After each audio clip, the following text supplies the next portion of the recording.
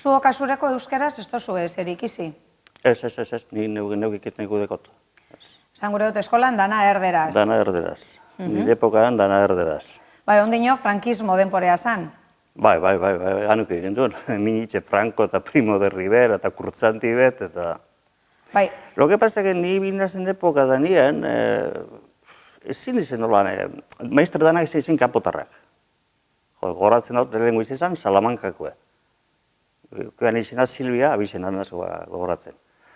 Gero torri zen Burgosko bat, Damian Alonso horrek urte bintzu zen. Gero torri zen Leoneko bat, Rosi Llamas. Hori izan apote estriktia, baina ikesteko na. Hori izan, berak esan duzkoen, militar baten alabia.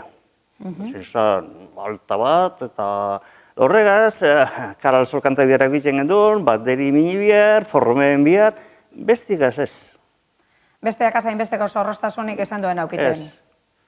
Horregaz bai. Eta kasureko euskeraz berbaitzearen zigorrik eta holan aukiten zen duen? Nik ez dut gogoratzen ez.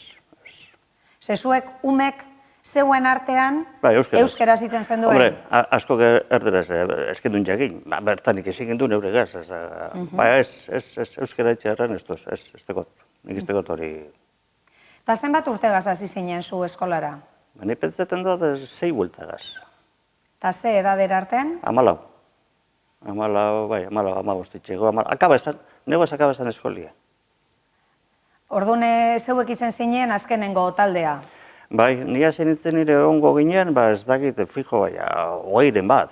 Eta amaitxu gendu nien 5. 5 bakarrik. Bai. Neskak eta mutilek danak batera? Bai, danak batera. Edade diferentetakoak? Bai, danak batera. Gu beti bilgara danak batera. Baina, andereño bakarra, maistra bakarra? Eta beti anderein jo, ez da inoiz egon maixurik. Beti izen neskak eta beste gozo bat danak astiek. Lehenengo biderro etortez irakara.